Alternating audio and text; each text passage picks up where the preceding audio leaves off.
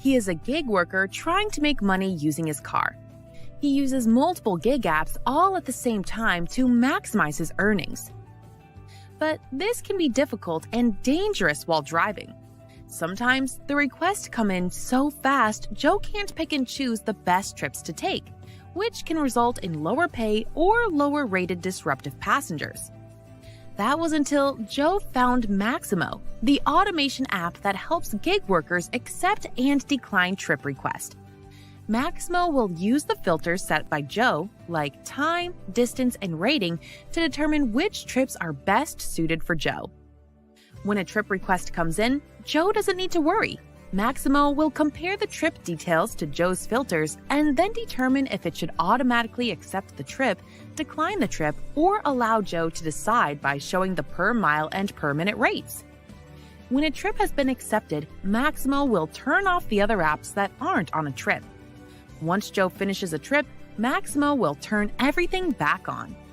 This will allow Joe to reduce his stress and frustration, drive safe, and focus on the important tasks. Check out Maximo at www.maximoapp.com. What's up, everybody? Welcome to the RiDESHARE Rodeo Roundtable. And let's welcome this week's panel. We got Kim's side money plans because she's never missed one day. And I think I'm in a time delay. Oh, no. Sorry for the heavenly scene behind me, too. I was trying to make some adjustments here. We got Hannibal is hungry. I think my streak is 2 shows. Yeah. I think. Well, you used to have a really good streak. Well, he's talking about 2 in a row that he's been here. Yeah, he's been here. Right, but I mean, like if you go back to the beginning, he has had like 15. Yeah, exactly. Thank you, Steve. But apparently, you don't know how streaks work because they restart every time you failed them. That's true. That's okay. You sound like an app I know. Yeah. Wait, are you? What was that? Are you eating McDonald's? No, these are like regular French fries. I don't know where I got them from. The guy out my wife had them. I told him. Gary'sApps.com. Gary'sApps.com. Thank you guys for being here. John's not here tonight. I'm gonna have to switch this camera. It's gonna drive me nuts. He's watching a crappy Flash movie. I can't even. Did you watch it yet? No, I have no desire to watch that in theaters. And it's not even because of what the guy did. You know, it's just I don't like that version of the Flash. The DC, that DC version, you know, it's just crappy. Doesn't work for you. Let's be honest. Yeah, Barry Allen's supposed to be like a smart genius scientist guy, and this guy just I don't know. Dude, let's be honest. That really is. I mean, like I won't speak for the comics themselves, which is what you're talking about, but when it comes to these movies, Marvel A+, DC failure. Yeah, I mean. Yeah, I don't know. I'll say lately Marvel has not been as great as it used to be, but yeah, definitely it's a big decline in quality between the only good DC movies I like are the Superman ones, and of course now they got rid of the Superman. Yeah, I don't who know knows what's gonna happen. Yeah, because the Dark Knight ones weren't DC, right? I know Batman is DC, but I think Dark Knight is. Was it? Yeah, it should be. It's a Batman movie. Right, I didn't know if the whole franchise was under DC, or if some of those offshoots were. No, all Batman like too should be dark under for DC. And that's another thing. How come DC can't get their lighting right? I can't watch half the movie because it's a black screen. Like, whenever I think of like Marvel, I think of like awesome movies, and then whenever I think of DC, I think of like Shazam. Yeah, like Well, see, what's bad though is Shazam's one of their better movies. Yeah, actually, that was like pretty. That's my point. I guess. That's a good point. That's a good point. Hey, everybody in the chat. Let me say hi to you guys real quick before we get started here, and then I want to tell you guys something too. What's up, Thomas? Hey, Christopher Taylor. What's up, Red? I saw you on Jason's live last night. I didn't know you were doing that. That was cool. Hi, Kim. Hey, Bud Soda. Hey, Kevin Hawthorne. What's up, Ceci? Josh, how are you? Gigan, how are you? Rick, Rick I still, somehow, Rick, we're going to have to connect because it's summertime. I'm usually all over the mountains. And you're like, I mean, you are a distance from me, but you're only like 3.5 hours from me. I'll be out that way at some point, I'm sure. But Josh, I already said hey to you, and Cruz and Dasher, what's up? And Holly, what's up? And before we get in, guys, I want to say something that if you haven't ever watched Friday's Driver Nation, please watch it tomorrow. It is the final episode. The radio station Tom has let it go to the guy that he got invested with. So however they were working that out is that the other guy, he just needs a break from it. It's been a lot. It's been a hard work. He's had it over a couple of years now, and he's been putting everything he had into it. And I can just tell you, like, when we do that show on Friday night, he doesn't just say the words. He's not just trying to like put this out there. He's being honest that that's his favorite time of the week, not only because his week is ending, but because he actually enjoys doing that show with us. And so it's kind of a bittersweet thing. And Tom and I, we spoke today, and we will still do occasional things. He just needs a break for a while, and he won't have the radio station. But he'll still come on, and anytime he wants to ever do one, we'll do one. I mean, so it's not like it has to be done forever. It's just not going to be a weekly thing, and it's probably for a while going to have a hiatus. So, but our point was, and he kind of didn't even want to do tomorrow. I actually talked to him and I said, you know what? So many things end on a bad note, or you like if you invest into a TV show or something, it just ends horribly, and you're just like, that is just, I can't believe this. I feel like this. We've had so much fun with this that this could just end on an awesome note, and that doesn't happen all that often. So we're going to have anybody that's been on, like Kim, Hannibal, all of you guys are welcome. Even just stop through for like 5 minutes. I'm going to post the link. Come say what up. And, just come check it. If you've ever checked it out, come check it out. Say hi in the chat. I'm sure Tom would appreciate it. He really put his blood, sweat, and tears into this. So it's going to be bittersweet, but we're going to make it fun. And he won't be gone. He's going to hiatus for a minute, and then he'll still be on some YouTube stuff, guys, but it's all good. We'll move into some different things, and it's summer. So, yeah, we'll figure out what to do with Friday after summer's over. yeah. I mean, actually, to be honest, like a little hiatus, and I'm not saying, because I love that show too. And I know Gary does, and Tom, we all do. I know that a lot of people in here love that show. I had Holly text me about like, oh, I can't believe that's ending. My mom texted me. That's like my mom's favorite show. She likes Tom, so I don't know. Everybody likes Tom. Tom. So I was gonna play a video clip, but it's like 6 minutes, and I don't want to play the whole thing. We'll save it for tomorrow because I'm in the first half. We should go through a couple things tomorrow, and it's actually, they're talking about the Julie Sue nomination is what the video is. And he just outright busts her on everything. And if you remember now, she's supposed to be in charge of labor for this entire country. And they've been kind of pushing this along, and he explains it very well. So tomorrow we'll play that video. You'll get to hear it. But he talks in his interview, when he's like grilling her in session, he's asking her, what did you vote on Prop 22? Now, mind you, she was the AG of California at that time, and so they were like, well, where did you vote on Prop 22? And she says, quote, I don't remember. Not kidding.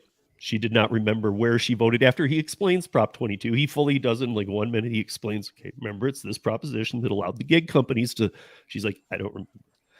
Then he says, how did you vote on AB5, or what were your feelings on that? And she's like, I don't remember. It sounded like a complete congressional grilling where they just don't give any answers. But it wasn't that. It was just a committee hearing. And she was like literally saying all this, and this is who we want to put in charge. And then again, the last thing is that, don't forget, she lost the state of California $32 billion, not million, billion during the pandemic to fraud. And it made it so the people who needed assistance during the pandemic did not get the money they were told they'd get, because she allowed an old system to get attacked so many different times that it ended up being $32 billion. Disco at Kim's. Kim, what do you got going on over there, girl? Kim's house is haunted.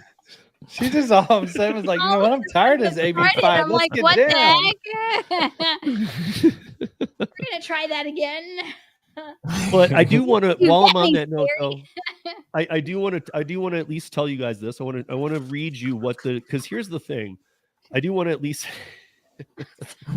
like having an epileptic seizure. If you're seizure prone, guys, we're sorry. I don't know what Kim's doing. What are you Hey, we're just gonna turn it off now.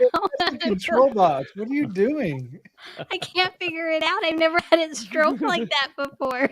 Like, what's the buttons? Up? Is there a plus and minus? Yeah, you probably got one that says like fade, strobe. There's a brightness Smooth. one, a swirly one, and I don't know what that one is. Yeah. See, afraid here's it's gonna Rick back talking on about again. it from before he left California.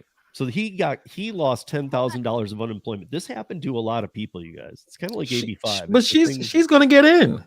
There's none of this matters. I think she's gonna get in anyway. I mean, you know how it works. Well, I mean, is she? I No, hope because- I hope it's enough, because there have been some nominees that were for other positions that they had to, like, there was so much scandal, there was so much level of incompetence. I forgot one of them that was recent that that guy couldn't get nominated. Hopefully, because to lose that much money, you shouldn't be in charge of anything. That's too much money lost. Well, I mean, you know. and all of the states did lose some money, to be in all fairness, because we were all, was it COBOL programming, Gary? I don't know. It was whatever was in 72. Most of the systems were designed in 1972 for unemployment. So when they made the PUA, Let me say something. I was not born in 1972 at all. In I'm fact, saying whatever 8 the years from major there. programming language was at that time is what most. I don't know. I think it's born. COBOL. I'm not sure. Yeah, Cobalt was probably around then. Okay, so it was all programmed in COBOL, and instead of redesigning the system like it needed anyway, every state did a workaround. Some states worked, some states didn't, but it definitely allowed attacks. And if anybody remembers, during that time, trying to get on the phone with the government was crazy. I mean, like, there were like 35, 40-day waiting periods to get a call back for 3 minutes. Because we were dealing with a lot of that kind of stuff. But what I wanted to read here is what Julie Sue wants. So because you guys know that the rule change went into effect in May, but because she isn't kicked into place yet, it's now October 1st. So the rule change will go into place on October 1st with or without Julie Sue. She is only a temporary labor person right now.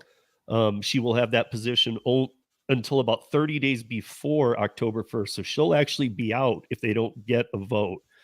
So if they can just keep pushing it or whatever. But if she gets in, here's how she wants. And I say this because we're about to talk about DoorDash deactivations and other things that I know Kim talked about last night that are really affecting our arena. But if you don't understand the big picture is still there. And I just don't want anybody forgetting that, like, oh, whatever happened to that? Well, it's still there and it's coming. It's just what form will it come in based on who is going to be in control. What Julie Sue wants, she actually put it out here. And I think, correct me if I'm wrong, but I think it sounds like way too many. These are too vague. This is basically just going to be to the determination of each person. So the factors that will determine if the National Labor Relations Board is going to consider you under the new rule change an independent contractor, the extent of control the employer exercises over the details of your work, whether the work is usually done under the direction of employer or without supervision, whether the worker is engaged in a distinct occupation or business, how much skill is required in the particular occupation, whether the employer supplies the tools and the place of work, the length of time for which the worker is employed, the method of payment, whether by the hour or on the job, and whether the work is a part of the regular business of the employer. Now, in my opinion, being a pre-gig app independent contractor, this just killed every way of independent contracting I know, literally. I mean, it's really down to the determination. But I mean, like that very last one, it used to, remember, you know how it's the B prong and the ABC test. The B prong you can't pass. All these could be to determination. You can't, that last one, whether the work is a part of the regular business of the employer. That never happens. That's why they have contractors. Right, but they're saying that if it is the work, so if it is the work, the regular business of the employer, and you're performing it, you need to be an employee. Right. Yes. That's what I'm saying. That's never going to happen, though, because that's why they hire contractors. Right, but this is the rule change that removes the right. So this is how they are. This is how she wants to determine if you're a contractor. Right, and that's what I'm saying. Nobody's going to be a contractor anymore. Nobody. I mean, like, dude, this is what, 4? This is 8 points. We had an ABC test that we were complaining about. She just changed a 6 point, which I thought was too many, and she's doubling down. She made it 8 points now. I mean, she's put the nail in the coffin. She is not letting anybody. Why do you think that they want everybody to be employees? I mean, clearly because union is at 11% of the economy is in a union right now. That used to be in the upper 20s, 30s. I mean, that's the entire Biden and far left and medium left agendas. You have to have some union money coming in. You can't be like just going bankrupt with unions. But also, I just believe that they actually don't trust us to do our taxes is a big portion of it. I think that they think a lot of us manipulate the system. Here's my thing, though, is that I don't think it takes being an independent contractor to manipulate. You can file your taxes incorrectly as a W-2 just as easy. Yeah, I was going to say that same thing. Like, and like a lot of contractors, they do taxes wrong. I mean, we ask your fiance, she'll tell you. Yeah.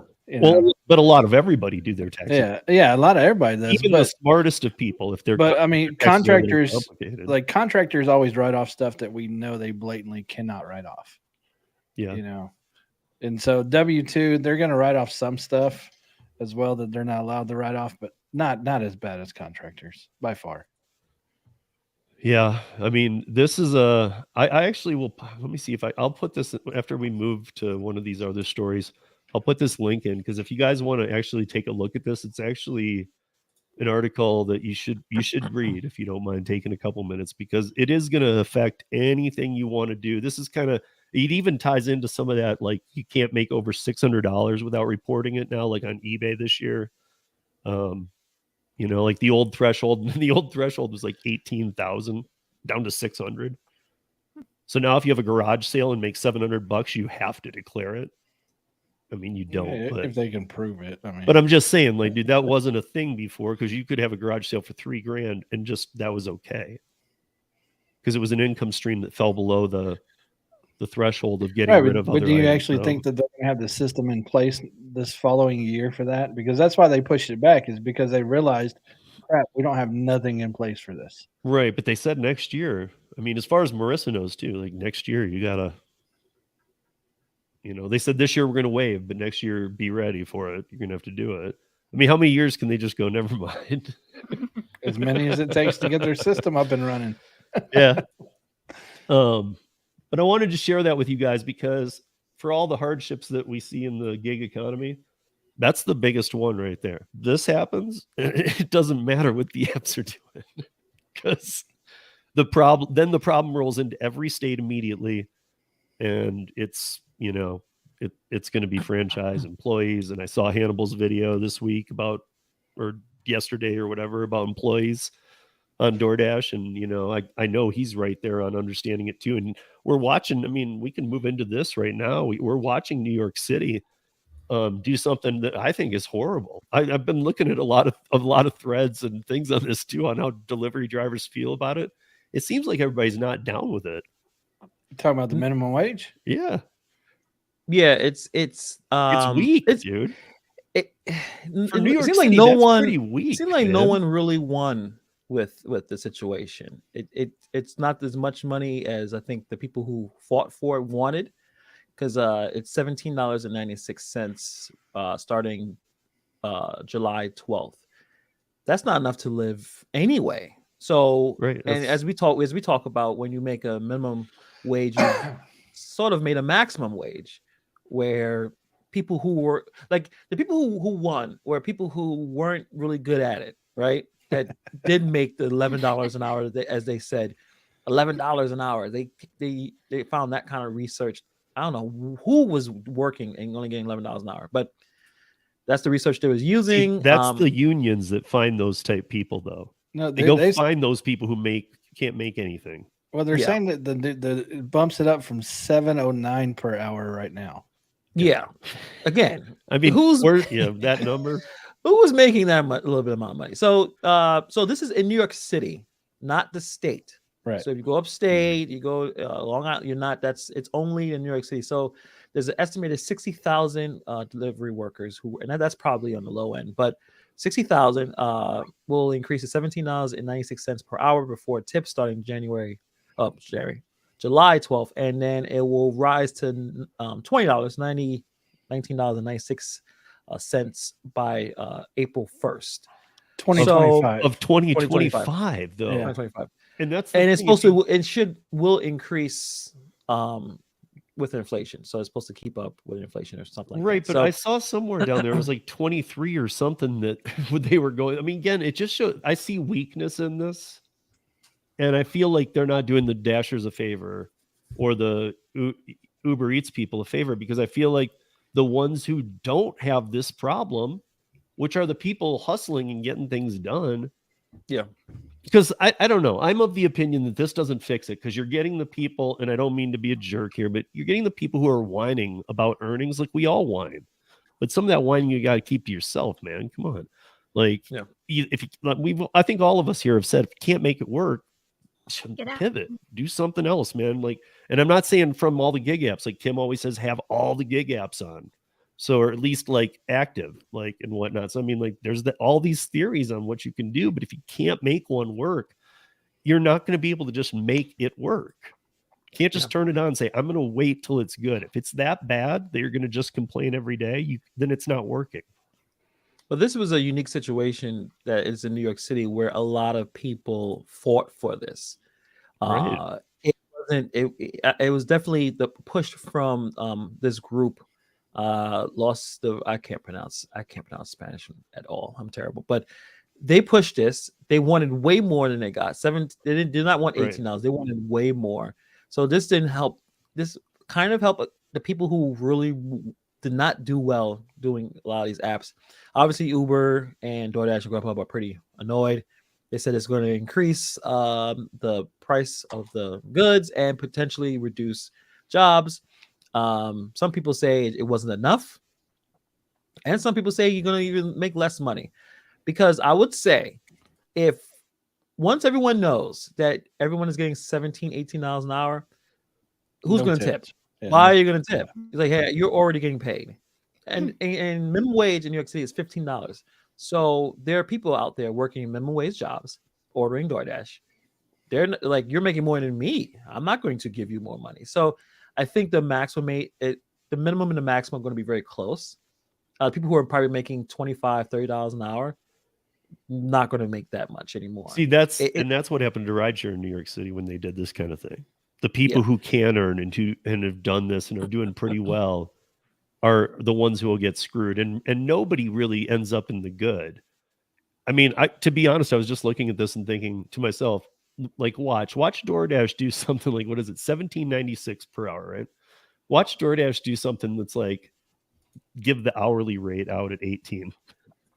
Well, they still have mind the trick of 4 cents work on people, and then they get all the analytics and they can dish out all the bad orders and everything. Yeah, the city's still giving them the 2 payment options, either the hourly rate or per trip basis. Probably going to be per trip basis, similar to, I guess, Prop 22. You're only getting paid when you are on active.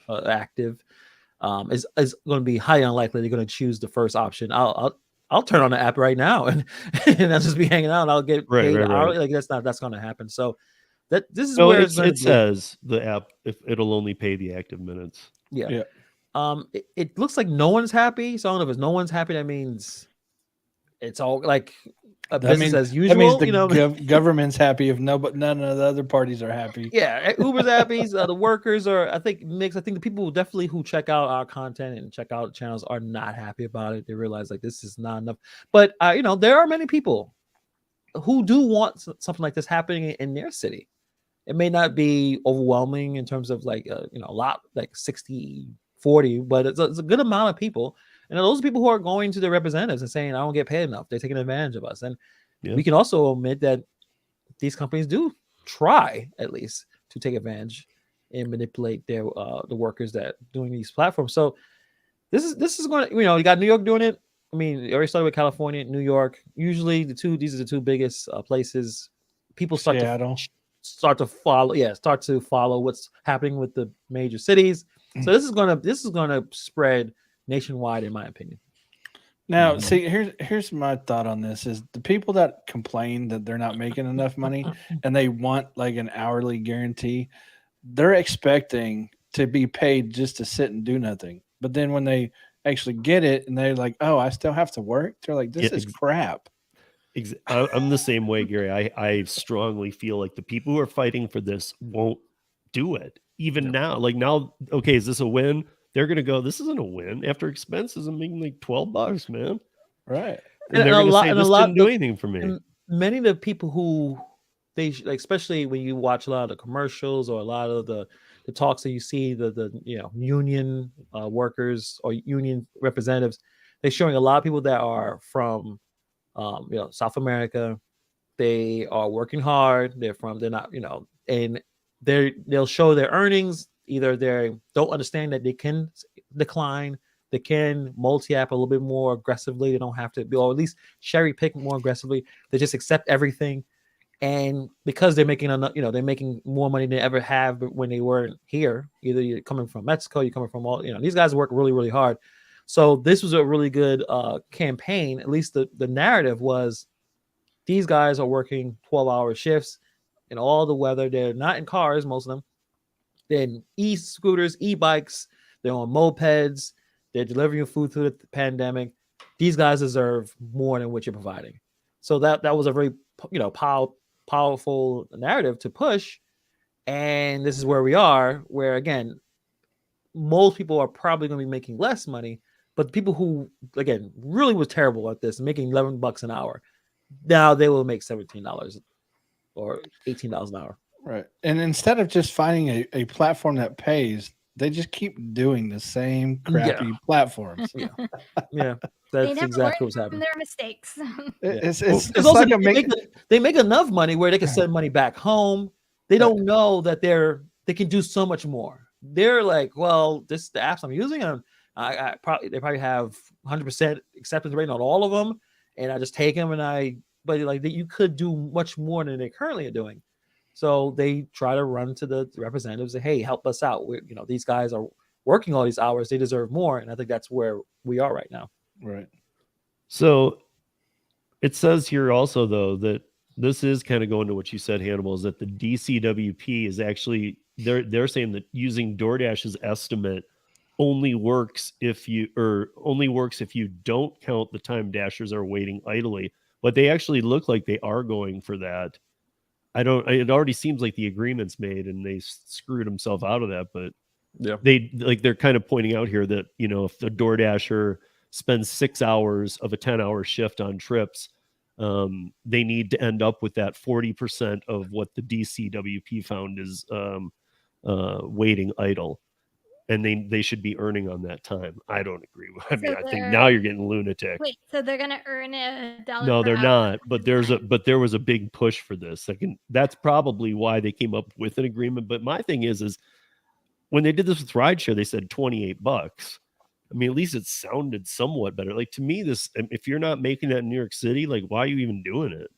But who? So like Gary said, when this does happen, why would you keep doing it? Because this is where the floor meets the ceiling. We'll be hearing this from a lot of people in New York. Who in New York City can survive on $17 an hour? Yeah, that's the thing too. That's Like my point. that number still not enough. Yeah, I mean, I would say to be comfortable in New York City, you should be making about $30 an hour. And if Yeah. hopefully if you have a 2-family home, then if both people are making near at least 6 figures, then I mean, that's that's how I'm comfortable. Like that's how it works. I mean, the key to surviving in New York City is to get married, and hopefully one of you work for the city, so you get good benefits, you get good pay, don't have a car. If you have those 3, you can survive and be really comfortable in New York City and make 6 figures. Did you hear that? But yeah, but that's 6 obviously, figures. 6 figures. 6 To be figures in comfortable. Oklahoma, you'd be rich. Yeah, you have a mansion. Not if they're all zeros. Yeah, not they're all zeros, but I'm wondering, like, do you think this will discourage multi-apping? Was this also like if no, if we you talked only stay about in one, we talked about this whenever it rolled out in California. They're still not stopping the multi-apping out there with their Prop 22 stuff. So you get paid from 2 different platforms at the same exact time for active time. But notice what DoorDash has been doing last couple of days. It seems like they're pushing so much changes quickly. With the completion rate is bumped up now from 80 to 90. Starting Which, I think by next the month. way, yeah, you said, I think it was your video. It was your video that said that we'd get a reset. I don't do that much dashing, but I didn't get a reset. The reset probably didn't happen yet. No, it's only going to be in certain markets, anyways. I thought it was. Well, I thought it's to any market that's going to go to the 90. Yes, If your market's going to 90, they're resetting your completion to 100. Yeah, and then the tier DoorDash rewards that they rolled out, at least in some places right now. So I think DoorDash, at least DoorDash, knew this was going to happen. They realized. I mean, obviously the law was passed a year ago in New York. It just didn't figure out the exact number. So they knew this was going to happen. And I think a lot of the things they're currently doing, putting more squeeze on, or at least more control, because now they're they're responsible for paying hourly rate. Like, so of course they're gonna have more control. It may go up to 95% completion rate. Like, you can't turn down orders. We're paying you. Go and do them. You have to wait. You have to wait the 20 minutes, a half an hour at this McDonald's. We have a guarantee for you. Yeah, you got the guarantee. So you better get this done quickly. So the more you act like an employee, or at least have those kind of benefits, that's more control that they'll have on you. So like, we're definitely not independent contractors. We are misclassified. There's no way you could be considered an independent contractor. Well, and that's that new thing, that new program that they got rolling out. We talked about last night on Kim's. I bet you that hits all these markets too, especially New York. The gold, silver, and plat. I guarantee you that hits New York first, because you got to guarantee you already have to have your 90% completion rating. So why wouldn't they roll that out there? Yeah, definitely. So I see Red talking about, so recently you've heard about dashers with CR in the low 80s, right? So the thing that Hannibal said on his video is that, but I also think that maybe I had those dates a little messed up too, because it's July 4th, right? Is when this, maybe it was right after the weekend it's of the something 4th July. I don't have the email on me, but it's like it's like the 5th maybe, after or the 5th, the day after. Yeah. So I'm assuming if you're aggressive, you're like one of those aggressive multi-appers where like, I took this one thing, but this other thing is way, gives me more money. I'm out. You may not be able to do that as often as you were. So I understand people should not have super low completion ratings. I think that's the one thing that you have the most control. Don't put yourself in those positions. But sometimes you'll have a bad day, right? Like, it's just bad luck. Like maybe 2-3 orders, and maybe the night, like, damn, what the hell's going on? I'm wasting my time. I got to unassign. So now you may have to wait a little bit. Like, okay, I can't put myself in this position to put it under. No, you're gonna have to make sure it's something that you really want to unassign. Like if I show up and it's $6 order, $7 order, and they tell me, oh, it's gonna be 15 minutes. I'm unassigning. I don't care. And I've been at 81% before. I never go below 80. I make sure I stay above that. But if it's like that kind of day, I'm not waiting. Yeah, just not. Or discouraging that. We all know where you get the stack, and They get 2 orders and one is probably not tipping. Right. And we at this point we all know how to understand it. Yeah. You may not be able to, you know what I mean? So they're putting the more control because they see what's happening with all this legislation. They realize, okay, well, to get this to keep the orders going, we'll put more control for you guys. I mean, JP is saying here that most of what's being said here, if this happens, then dashers are not independent contractors, but they are, because these are. See, I agree with you, JP. By definition, it wouldn't be, but these are the agreements that are being made. Well, but he's saying that if they do all this stuff, then New York will eventually come back and say, hey, they're no longer independent contractors, they're employees. But see, I mean, like with Seattle, don't you think that a lot of these things that are happening are kind of like making deals to, at least for like some time period before they can be revisited? I don't know. Because you're Also sorry to jump in, but it's possibility that these companies may try to pursue legal action. Yeah. Usually, and sometimes they always do it like the last minute, like right before. So check right before, I think was it July 12th. Check July 11th that they may try to drop something to stop this from happening. So they probably flex. I'm sure they're trying to figure out what can we do to belong this, or try to do some injunction or something like that. So keep an eye on that. I don't know. I live in red states, so I got a long time for any of this hits me. Just saying. Well, you do for now. Your housemate, so. Oh no, I got an offer today. I told you that. I know, Actually, I accepted saying, an offer today. So. You're not going to have this double Congrats. residency, man. Yeah, but my Florida house, I'm going back to Florida. It's still a red state. Yeah, I'll tell you what, though. I've been really watching a lot of this stuff. I had Kim Cavan send me a bunch of videos that I watched today, actually, that this stuff with Julie Sue is really, really serious. You guys can't take it serious enough, is what I'm saying. And she's a moron, too. I didn't know what a moron she was. I was listening to her talk, and I was like, I mean, not just those answers I was talking about in the beginning. She sounds stupid. Like, she's stupid. So, sorry. I'm not looking for friends, Julie Sue. So, Kim, you had which one were you doing?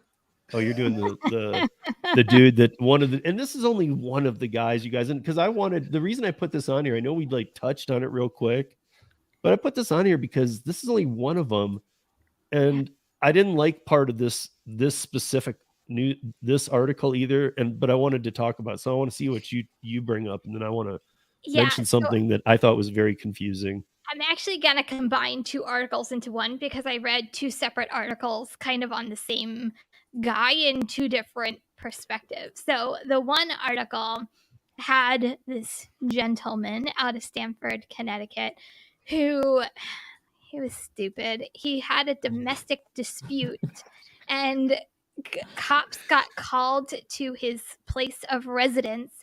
The cops came into his place of residence and found stacks of money all over the place and these like metal suitcases that looked like safes.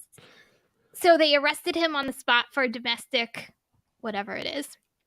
And then they got the FBI involved to find out where all of this money was coming from. So through their investigation, they found out that this gentleman was scamming DoorDash drivers, and what he was doing is he was ordering food in California to near wherever the restaurant was to a nearby delivery, only ordering one item. As soon as the dasher picked it up, he would actually call the dasher, sometimes text the dasher and say, we're canceling your order right away. And they needed to verify that their account and verify that it is who they are. And it was a whole phishing scheme that he would send them a link. The person would click on the link. They would log onto their dasher account. According to Steve's article, which they didn't say in my article, what he would do is he would say that you won't have access to your account for 4 days, but if you complete X amount of deliveries, you'll get $900, and people fell for it, and he got close to $1 million out of Dashers. But here's the most confusing part of the story for me anyway. Because, okay, first of all, just so you guys know, on Driver Nation last week, we touched on this real quick. Gary will remember. And it was 750 million, first of all. No, Or it was 750. That's what he had left. Okay, but it was 750,000, and the police had already confiscated it the day before. The articles are out. Then, like 4 days later, it's 950. Then it's like close to like, wait, what? Because I know they use counting machines. Like they tallied that up before they left that room. The other thing is this guy lived in an apartment, didn't look that nice. And this guy has like $1 million in cash and he has no furniture. He's just got it everywhere. But the thing I found really furniture for, you got a beanbag filled with cash. No, dude, they were those metal. You can use it as chairs.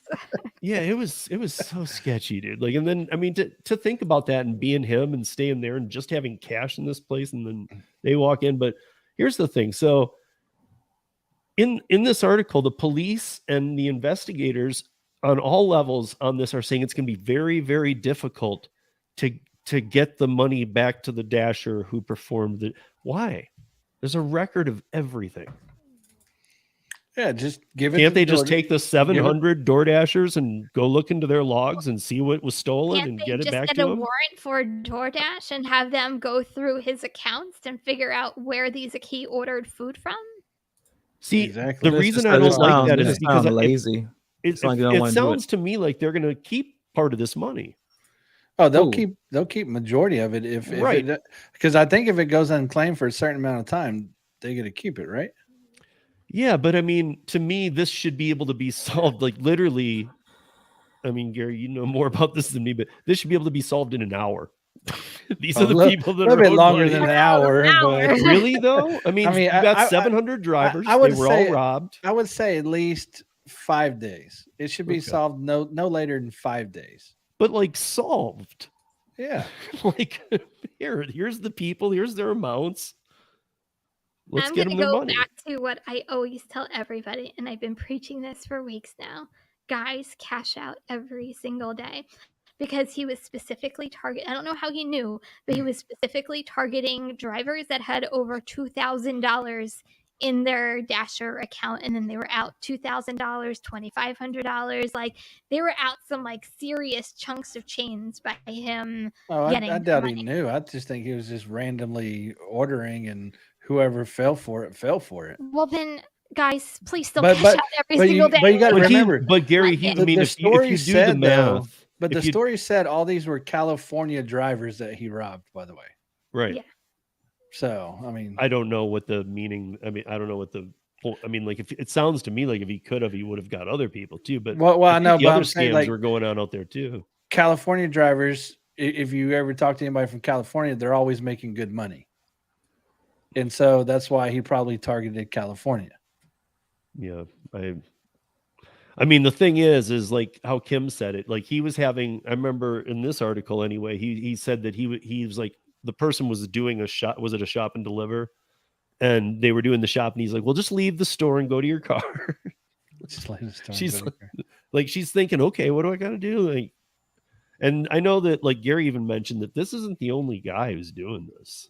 No. I mean, there's like we always think that it's. We always think it's somebody in India or, somewhere over there. We never think it's actually somebody in the U.S. But, I mean, you got to think Russia, Canada, U.S., all these countries probably have these type of scammers. They just do.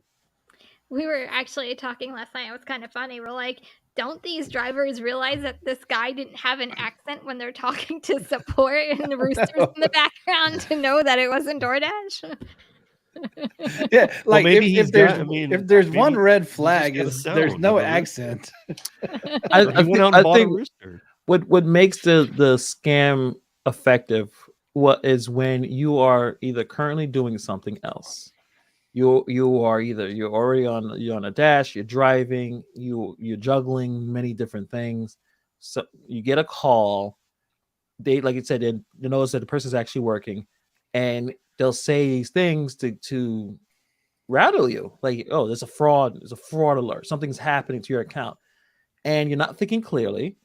And obviously you don't watch a lot of YouTube. I don't know if many of these people who got scammed watch a lot of stuff that we have. I don't. I think most of them do not, right? So there's no information, there's nothing there, so you fall. I mean, scamming makes these scamming people here make billions of dollars a year. Billions. Oh yeah. The people in India, the people here, talking to a lot of the older folks, that they'll say these things, something's happened to your account, somehow get access to their computer, go through the key log and get all their banking information. Like, this happens every single day to people. More information that we can push out to people is like, stop, not to fall for these scams, the better, because it happens every single day. Yeah, but I mean, how many times does the gig apps have to tell people, we will never call you, we will never email you, we will never ask for your password, we will never do this, and people still fall. I mean, like, I've been doing this 7 years, and I know a lot of people like to blame the company. Oh, the gig companies ain't doing anything to protect us. What else do you want them to do, though? I mean, they tell you, don't give out your email, don't give out your password, don't give out any PIN numbers, and you give it out, and then you get mad that you get hacked. Like, yeah.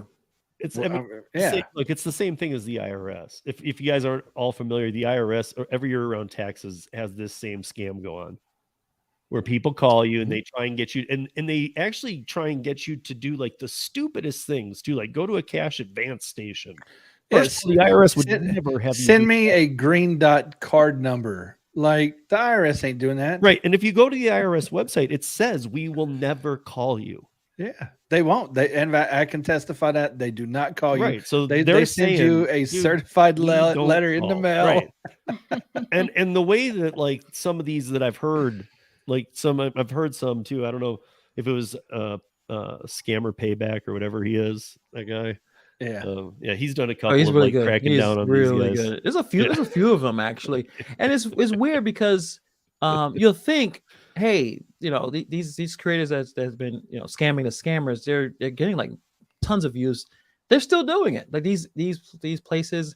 And I maybe someone can. I never really got the answer why India, and at least in that particular area, all those call centers that are made for scamming, why they haven't been shut down, why America hasn't able to contact and figure this out. Like, anyone has an answer to why they're allowed to continue to scam our elderly folks because they're not in the United States? So it's like simple. Like, but I'm saying, like, how you can at least countries are able to have some diplomatic kind of relations. Hey, can you like stop scamming our old people? This is getting annoying. Yeah, I just don't think it's a priority for international government. I mean, I don't know how familiar everybody is, but the political landscape and the landscape itself of India is a nightmare, and it's a mess. Like, that government really can't help. Yeah, it's not that they want to hurt, but they really are. They have their hands tied on what they can do. Yeah, there are just people who are outside the law, and that's just what it is. And that's the thing. Like, I get some elderly people, they're gonna be taken advantage of. But if you're 22, well, actually, come on, go a little higher. If you're 25 plus, at 22, you still might make the dumb move and go, wait, what? But at that point, if you're 22, call your dad. No, because the reason why I say if you're 22, that means you're on TikTok, you're on YouTube, you've seen videos of people saying don't do this stuff. That's what I'm saying. 22 plus, you should be like, oh yeah, this is a scam. Yeah, yeah. You get a weird phone call, you hang up, call support. Hey, I got this phone call, or this, and they'll probably tell you that wasn't us. Very good. Yeah, and Steve, I don't know, Steve, you probably remember. These scams were going around for RiDESHARE back in 2015. We would get a call, pull up to the thing, they'd be like, "Oh yeah, this is Uber support. I just the Phantom rides. I need you to cancel the ride." I'm like, "Nope, start the ride and start driving." Yeah, no, and actually that was part of it. You'll get there. And then they'd call you and say, start the ride. And you'd have to do the ride. That was part of the scam. You'd do the ride and they'd tip you big too. And it wasn't like, and they weren't tip baiting you. You were getting the tip, but it was such, like, I have a video up on it way back, like in the beginning of my channel. But Oh no, see, I remember the ones where you get there and they're like, okay, well, we're still going to pay you for the ride, but we need you to cancel the ride. And I'm going to send you a 4-digit PIN, which was, of course, to get into your bank stuff through Uber. That's the ones I remember. Yeah. And every time I got them, I just started the ride and started driving. And I'm like, oh yeah, no PIN yet. I don't know what's going on. I don't know. And eventually they would just hang up on me because they'd see on the app that I'm driving. You guys, if you do get one of these calls about we need to access your account, clearly we've already said it, don't do it. But if you do get one and you feel like playing with the person for a little bit, record it. Yeah. Send it to us. Yeah, send it to us, send it to DoorDash, send it to Uber Eats, send it to whoever and say, hey man, you got people calling. Make a YouTube video about it and tag us. Yeah, because something. Letting people know about this kind of stuff is big. Yeah, the biggest thing is don't share your passwords. Don't share your emails. That's the only way you can really get hacked doing these apps is if you share that information. I don't know who shares their passwords though. That doesn't even sound like a thing you you need to be hit on the head with a mallet if you share your password. But don't click on a link. Don't click on links either. Yeah. Don't click on a link. Just don't do anything, man. Just don't do anything. It actually took me a long time to teach my dad that. My dad is, 63, 64, something like that. So he's up there and he's not really into technology. And it took me a long time to teach him. And he's never had a Facebook. So he's like, oh, I keep getting these emails for Facebook. I keep clicking the link. I don't know what to do. It wants me to enter email and password. I don't have a Facebook. I'm like, Dad, stop clicking links. I was like, stop it. Just don't click it. I was like, if anything, if it comes from your electric company and says, hey, your bill's past due, guess what? Don't click that link. Go type it in manually into your browser and log in that way. Don't click any links. Because I guarantee you, if it's that important and there's a link in your email, you get the same stuff if you log in by yourself. However, if you do live in Maryland and you're near a 7-Eleven, you should go buy a $20 million mega multiplier scratch off because a DoorDash driver won $1 million this week. Good for him. Oh, nice. I guess that driver is retired from the DoorDash game. No, I'm sure he'll do it for fun still. Yeah, he'll do it for fun. He's not getting $1 million, but he'll get I don't know. What's the cost of living up there? That might be like a couple years' salary. No, it's not there. You go under luxury tax with the stuff regardless. So I think it's 30 or 35%. Yeah, so he gets $700,000. Better than before he got the. So he's got about 7 years, and he has to be back to work. Yeah, unless he does it wisely. He can and move to a different state. No, he can just invest it in dividends and then live off the dividends for the rest of his life. Yeah, maybe if he's smart. Yeah. Or don't buy a brand new car. Don't get a house. Don't just blow all the money. But a lot of these people who do win lotteries wind up being broke because they do. I love watching that show on YouTube. I love watching that stuff. Like past millionaires or lotto winners, like they win like 10 million and in 10 years they're broke. They're like the childhood, right? They're like the childhood actor stars. Yeah, I don't know what happened, man. I was what doing is it? great. Hammer who had how many millions and then was bankrupt? Yeah, even the athletes, it's like an average. I think it's like 3 years they wind up having, or 6 years they wind up losing a lot of that money. Well, have you ever heard the story from Shaq? Whenever he first started playing and started getting millions, he got his first $1 million for playing basketball, right? He's like, oh yeah, I was going there, I was bought my mom a car, got it home, and my dad was there. He's like, well, where's my car? So I went back out, bought him a car, and took everybody shopping. I bought a house, and he goes, and it didn't even dawn on me until my accountant called me. He goes, hey, you're broke. He's like, how? Yeah. And since that point on, Shaq changed how he did business. Yeah. So now look how rich he is. So our friend Gig Life is in the Daily Dot again. He's talking about what do you do? Well, he's talking about the Instacart preferred shopper program, and he says male shoppers are done. Or dumb? I've been dumb telling or you. done? Done. We're I've done. been telling you guys. You guys are not good at this. You guys can't shop. You can't. You guys don't know what you're doing. Are we gonna go through this debate? I think one of these days, I'm gonna have my wife sit for me and have her scream and complain about how terrible male shoppers are.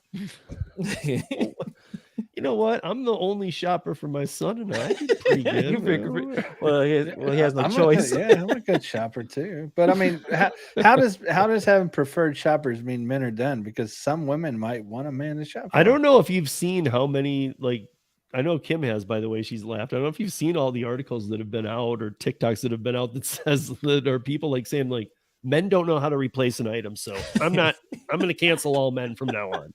There's like TikTokers out there. Like every time I use a man, he's like, they're out of mustard. Do you want ketchup instead? It's like, I'm like, no, we're not like that. That's stupid. It's a big That's produce issue out there too. Supposedly, Yeah, you guys they don't know. how to They produce. don't know what certain fruits or vegetables look like. It's a whole thing, man. You know they're what? all Those, standing there trying to find okra. Like, yeah, you know, here's the what thing. it looks like, dude. Here's the thing, though. It's not, and it's not that men really suck at shopping. Is we don't want to spend that damn time looking for that crap. Yeah, we're so rushing. Yeah, yeah. So we're I'm getting like, out. yeah, that doesn't look like it's in this store anywhere.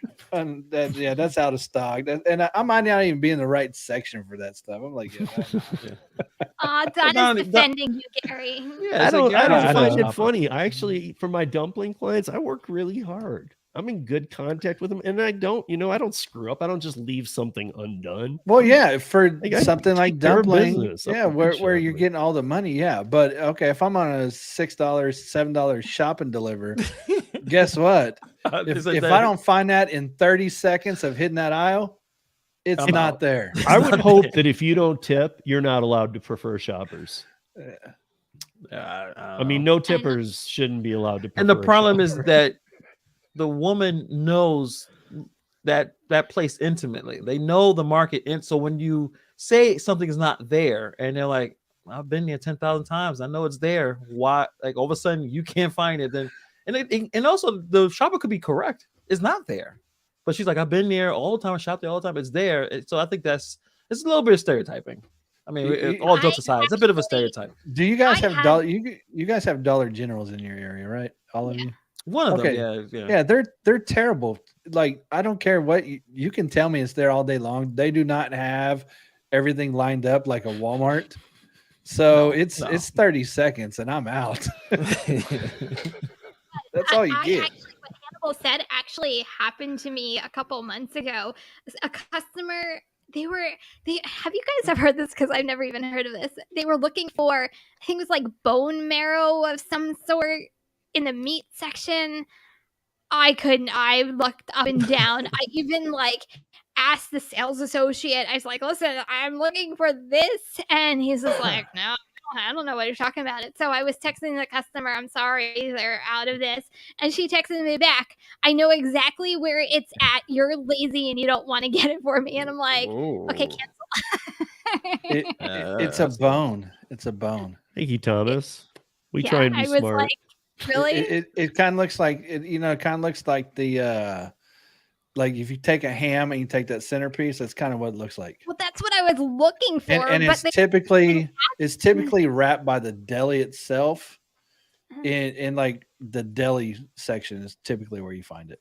yeah, they didn't have it. I asked like 5 different associates, and they all looked at me like I was. So crazy. just so you guys know, Bud Soda is a very good shopper because he got a notification. That's Gary- good. Donna says that Gary is the better shopper. I am. I'm Okay, great no, at but shopping. okay. It's not that I Christopher suck Taylor at says shopping. His shipped customers love Yeah. him. Holly says I am the exception, but I think So Holly's like they do. But Steve is good. He's one of the good ones. Ceci doesn't like to shop. I don't like to shop either for my customers. point is this I is love shopping. BS. Like, this is crap, man. What do you mean? Saying like men are just as good shoppers as women? Yes, I'm saying there's bad women shoppers on the app too. Oh, there definitely is. I'm sure they are. See, you're I'm sure not they are. though. Yeah, somebody's gonna give you 30 seconds to find the item and then mark it not there. I mean, mean, tell you. yeah. The only issue I have when I'm shopping or not shopping, I don't shop, but order because that's what happens.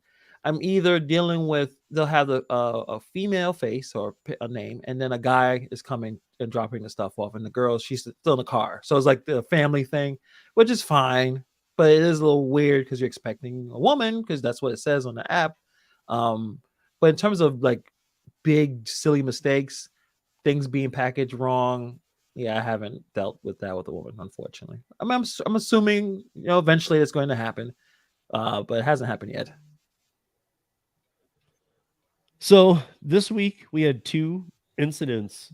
One on Instacart, driver charged with leaving child in hot vehicle while shopping. Jesus. And then we have a mom who dumb are left her people? toddler in the closet at the house while she was doing DoorDash. Wait, she left her in the closet? What, doing what? Yeah. Again, was she shopping? Because I'm going to point out this mom is a horrible shopper and horrible mom. Yes. Okay, I so agree. like I doubt she's a good shopper. She can't even. She's not a good, kid in not the good, closet. not a good person. Ever, but a bad parent. I mean, that would be funny. It's not funny, but be an excellent shopper, but terrible. Yeah. But I mean, it is really bad. Like it's Augusta, Georgia. It's the Augusta Press. I think it's Augusta, Georgia. It says a Grovetown mother left her 22-month-old son in a locked closet for hours while delivering DoorDash. That is just disgusting. Authorities used a ladder to get inside the woman's apartment on Saturday night to rescue the child, who was found sleeping in the closet, wrapped in a blanket and surrounded by trash and other somebody small items turned her ass in. that he could have choked on. Yeah, somebody turned her in. That's what it What was. is wrong with people? Or he was yelling. He's 22 No, it said he was months. sleeping. It said he was sleeping. Okay, but he He might have been probably yelling cried before they himself to got there. sleep. Like, Yeah, he's gonna crash, screaming, dude. Yeah. Help. I mean, either 22 way, months, I'm you don't glad have a that they real did good it. system. You don't have a lot of choice. I mean, really, they should just kicked in the front door. Yeah, I don't know. Yeah, I agree with that. I mean, I don't know child why they engage- say they did that. Maybe they saw the door open and they just thought it was easier. I don't know. Like a sliding doors. I don't know. But that would even make it worse. That means she left a sliding door open if the kid got out of the closet. I hate this mom on all counts, by the way. She needs to go. But then, yeah, the Instacart guy too. So where was this one, if I can remember?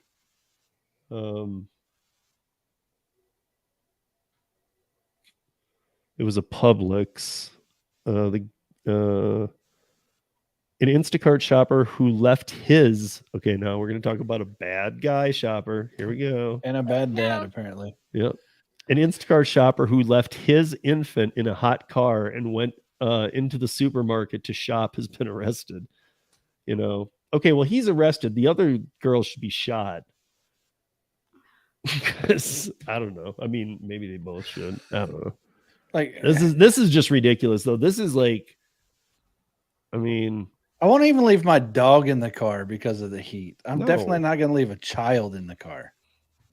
What is wrong with people? I just keep saying Yeah. that. What is wrong with people? and So many And things. So what- many things. these are these are stories that are out in like news about people doing this stuff. Like, this isn't me.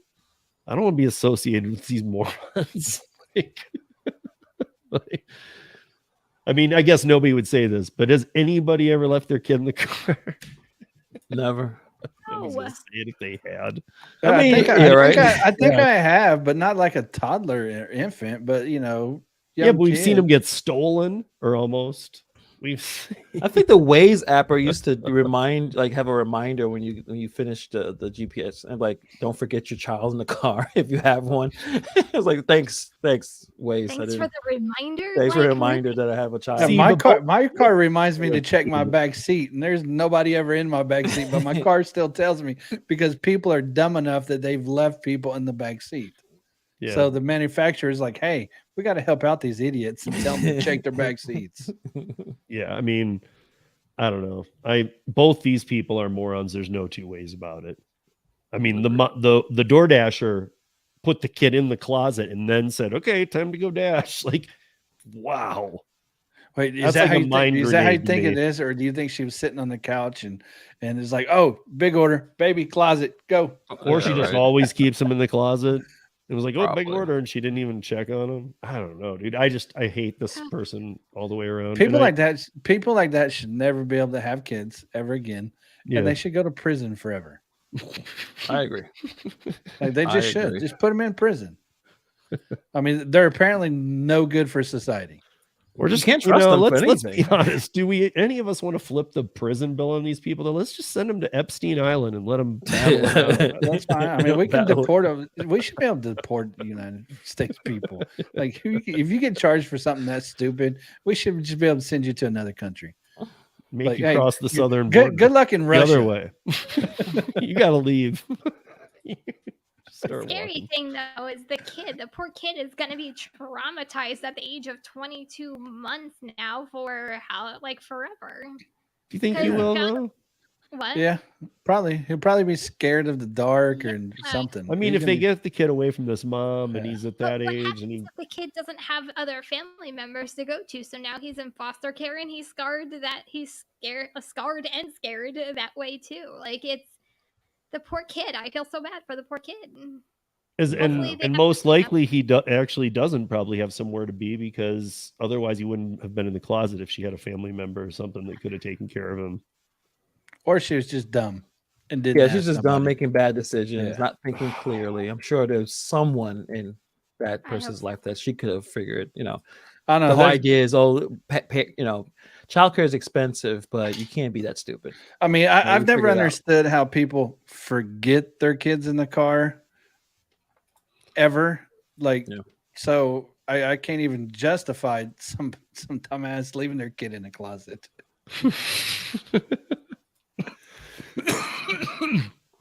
So, would you go 46 miles for $34.98 on Instacart, doing No. 24 items, 27 units? Oh, psh, not a No. heartbeat. You'd go 46 miles for $34.98? Yeah, a heartbeat, man. I'm just And- kidding. Liar, Okay. liar, Yeah, liar. that's- Okay, Come on, I you say know this. better. I say this They do because it this at the person item took it. shop. So it's actually $31.59 for the batch, and I have personally, I got to tell you, I've never seen a batch for $31.59 or even $21.59 for 100 items and 100 units.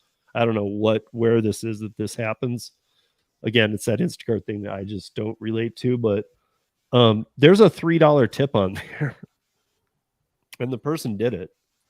Dumbass. I know. And then there, again, Daily Dot, all these Daily Dot stories. Oh, it's a viral video from Gig Life again. He's pretty good. Yeah. But I This mean, stuff like, is funny. who is taking this? That's what do you do? What are you doing? You're doing 46 miles each way plus the shop and deliver. So, okay, 27 units isn't going to take you a full hour. Let's even be nice and call it a half hour. 46 miles each way. I mean, The only way I'm doing that is if the drop off is close to my house and I want to go home. That's the right. only, But why would that's you the be only 46 miles from home? way. Well, I mean, maybe you was an Uber driver, you got drug out. I don't know. Yeah. I mean, I'm just saying that the only way that I can see that as a yes is if you live right by there and you need to get to your house. So the customer specifically ordered from Fiesta, which is a Latino supermarket that operates in Texas and has 59 locations. The order's total payout for the shopper amounted to roughly 38 with the tip, including the 24 items or 27 units. But they there was something else in here.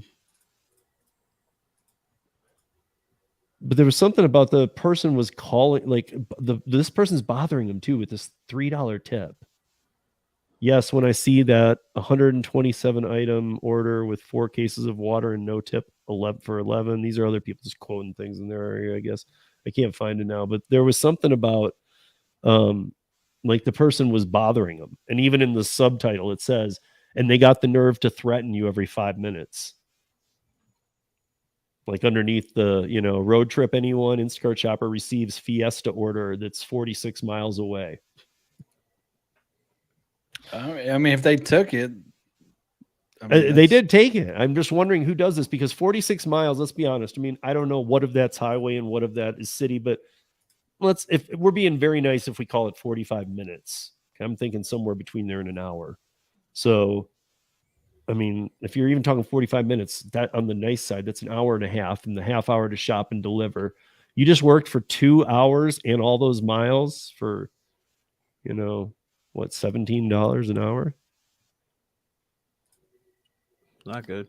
I guess that's what New York's going to pay. So, I mean, you can afford a slice of pizza. But yeah, other than that, I don't know, guys. I think tomorrow night we'll have some. I don't know if anybody has anything else. If not, we got a couple things for tomorrow night, and just wanted to have some fun too. But that's all I got for the week. You guys got anything? Kim, you got anything from last night that we didn't already kind of talk about, or no, we covered like a biggest point? I watched most of it, but thank you. No, I mean, it just kind of goes on the line. I did it was a Reddit article where a lady thought that she was asking the group of DoorDashers, is $5 enough for a tip for a $200 grocery order going up like 6 stairs, and she thinks $5 was plenty, but the suggested tip was was $30, and she couldn't justify spending $30 on a tip for her DoorDash driver. So we debated that a lot. So it kind of goes along the lines of the whole Instacart thing. So yeah, and the mass. I mean, I didn't want to go too far into it right now, but we all know Kim talked about it last night. I talked about it last week, and again this week we finished up with the Nova piece. That this is some really crazy stuff going on with DoorDash. I think you can go back and watch a lot of other pieces. We don't have time to rehatch that whole thing, but these are some mass deactivations, and like, at least me personally, I can say I've never seen anything like this. It's like they're picking doing. People off. Yeah. And Checker isn't working, and Checker's behind, and they're pulling bad information, and it's just a nightmare. I talked about that last night too. The people that they're deactivating probably shouldn't be, and then the people that there should be, they aren't. Right. Like I had my Checker background for DoorDash on Sunday. It came back and said that I surrendered my driver's license. So according to I did surrender my Oklahoma one 3 years ago whenever I got my Florida one. See, that's the same thing that happened with my buddy Mac in Portland. They were like, well, you live in Idaho. And he's like, really? Because I have a Portland ID on file with you for 3 years, DoorDash. And you mailed me tax returns for 3 years to Portland, DoorDash. And I work in the Portland market, DoorDash. And he's like, what the heck? And it's like Checker only had up to a certain point, and then they didn't have. And he's like, yeah, but you have it in the app. You have my ID. You see that? Well, that's the thing. DoorDash didn't even have my Florida ID in the app. Checker doesn't have my Florida driver's license, but I'm still able to work. Even though, according to Checker, I have no driver's license. Yeah. But see, but on these apps, you have your license loaded up. So they not on DoorDash. Oh, you don't? No. I was trying to think. I don't know. I tried to update it with DoorDash, and I reached out through Twitter and email. I said, hey, I have a new Florida driver's license. How do I update it? They go, oh, when we run your background check, we'll ask you for it. They've never asked me for it. Now, Uber, Lyft, and all them, they're like, hey, your license is no longer valid. We need your driver's license. But DoorDash, they're like, yeah, it's suspended, surrendered, whatever. Keep driving. Yeah, because there's a lot of Reddit stuff about if you've moved or anything like that you're getting flagged really easy. And that kind of all ties into that, I think. They've been doing according to like Facebook and Reddit and even YouTube, like they've been doing some serious background checking. I feel like everything I read is I'm going through another background check. I'm going through a background check. And I'm like, wow, since when did they get all fancy and start going through background checks again? So Max said to me that that he doesn't think he ever had a DoorDash check, honestly. he said 3 years ago when he onboarded, they didn't do one. He said, and I honestly, I'm trying to remember, like, I mean, were they just made? And we actually talked about that. Do they have the lion's share because they were just like, come on in, you're just delivering food, we don't care. Well, and I said the same thing. I've never had one through them. According to Checker, I've never had a background check. But then I searched my email because we was talking about it, and then of course that Sunday I get an email from Checker saying DoorDash ran an MVR on me. That's the only thing they ran. So was the why when Uber runs it on you, is it coming through? I don't know. Well, because Uber has my updated driver's license because Uber flagged me for allows it. you to change. Okay. Yeah, they allowed me to change it whenever I got my new one. Lyft allowed me to change it.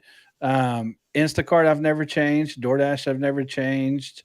See, I think that's insane. Amazon you I've can't never log changed. in on maybe not on an app or something, but at least on a computer and upload a new item. Like people move all the time. Well, first off, if your driver's license, first off, my Oklahoma one would be suspended. Well, not suspended; it'd be expired by now. Right, it's 3 years. Oklahoma's only good for 2 years, I think, or 4 years, something like that. And so it would have been expired since the time I got it, which was like 2018. So yeah, it would have expired in 2022. So they should at least flag me for expired driver's license, but they didn't. So because I don't think they've ever looked before. I don't think they've cared. No, I don't think so either. I think they do whatever the state says. Okay, yeah, we ran MVRs on these people. You know, they didn't actually look to see if anything's valid, and then maybe that's why they had so many drivers. Yeah, I don't know. I feel like people are getting screwed, and we all know there's no recourse. So they're just literally like, what do you do? What do you do? Like Nova and Mac between them have 35,000 dashes. Mac has 13.5. Nova has like 21 and change. So they're just at 35. Wasn't Nova also saying, and I could be making this, I thought he said this, was it his live or one of his videos, that one of the reasons DoorDash gave him was because he was making too much money, or it was that he had too many deliveries. When he talked to the support, it says the you have a lot of deliveries, so that seems suspicious. Right. The fact that he's been doing the work working hard is suspicious to DoorDash. That's weird. Because usually our drivers suck, so you're way too good. You're doing something wrong. You're out of here. And how do you have an acceptance rating of 11% in all these trips? Come on. I mean, it's so sad. It's funny. I mean, I think one of the last contract violations he had was he was delivering a vibrator. Yeah, and he said he was very confident that the vibrator was delivered. So, but yeah, I felt like that wasn't the reason why he was deactivated. Personally, even he didn't feel it, but he did say that 2 weeks prior, 1 week prior was that vibrator incident. 2 weeks prior was a checker background check, and he wasn't sure when he had one either. Yeah. I don't know. But see, I guess this is my thing, Gary. Like, I mean, even if you can't upload a new license, what are you paying for over at Checker? Because they should be able to send the report saying he lives. Okay, he did live there. He lives here now. Right. Well, I looked at the MVR that they ran for DoorDash, and Checker did a consider, even though it shows surrendered. But then I pulled up my Uber, and of course it says good, or whatever they say. Yeah, I mean, or accepted or whatever they say on there. I'd have to. I know. I just feel like a Checker background check should, at bare minimum, just be verifying where you live. Yeah, you have a license. I mean, I want to know what they are doing if they're not doing that. I mean, I guess I don't understand how a background check on any level. I know they're cheap and crappy, but I don't understand how even on that level, a background check is being done that has no stats on you for the last 4 years. It's like they don't even care. They run it because the state requires them to run it, but the state doesn't actually check every driver that they run to make sure it's a valid check. So all they're saying is, okay, yeah, we ran it. Right. But when I was thinking about this, when you said that in the Uber app you can change your license, correct? You can, but it should still Checker should still be being able to do that without knowing you did it on Uber. Oh, you know what's even funnier about this is I can't change my driver's license on DoorDash at all. It doesn't allow me to. In fact, like I said, they ran a background check on Sunday. And I remembered the week before that, I actually had a verification check that I had to scan my driver's license, which is Florida. So why is that not flagging something in their system? I don't know. Like they have an Oklahoma driver's license for me, but I submitted a Florida driver's license on my verification check. Like, I don't what? know. I mean, if they do anything to you, just Like, use I mean, Donna's. yeah, well, I'm not worried about being deactivated because if I do, I can appeal and say, hey, you guys have wrong driver's license for me. That's not the big deal. My thing is for a tech company, though, Yeah. you're kind of sucking at it. They're not very techy. Yeah. Yeah. Like, I didn't even think about that I had the verification check with a Florida driver's license because you have to submit your you have to take a picture of your ID and then selfie and all that stuff. Yeah, they're dumb. Can't look this up. Well, what do we got going on this week? Kim, what do you got going? What do I have going on? I did my Tuesday Night Live this week, so I was back doing that. Wednesdays is Money Hungry. This week, Geek Life is joining us. Lavarius, he will be joining us for Money Hungry on Wednesday night on the RiDESHARE Guy at 8 p.m. Eastern, 5 p.m. Pacific. So I'm actually looking forward to that. And now I get to talk to him about his Daily Dot. So he's always so Is he an is he an investor daily of almost. Daily Dot because he's always being featured? Like, Yes. is he? Because he has the some kind of Daily deal Dot with them, is or- pretty much TikTok in writing. Yeah, pretty much. Yeah. I feel like the Daily Dot, at least whenever I see them come up in this space, I feel like it's always articles related to TikTok videos. Always. Yeah.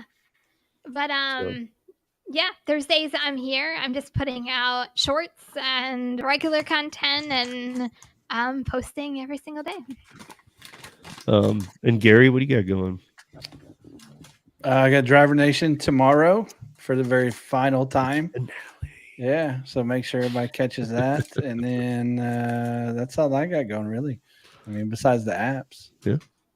Yeah. Gig Wars. You guys got to check out Gig Wars if you haven't. And of course, go other Gary'sApps.com apps, but Gig Wars. Get Warren. And Hannibal, what do you got going? I saw you have a Patreon now. Yeah. I'm out of French fries as well. Are you talking about generally? Yes, I have a Patreon. Yes, Patreon. Is that the got biggest set thing up. going on? You're out of fries. Right now? Fries. I'm very hungry. I'm very hungry.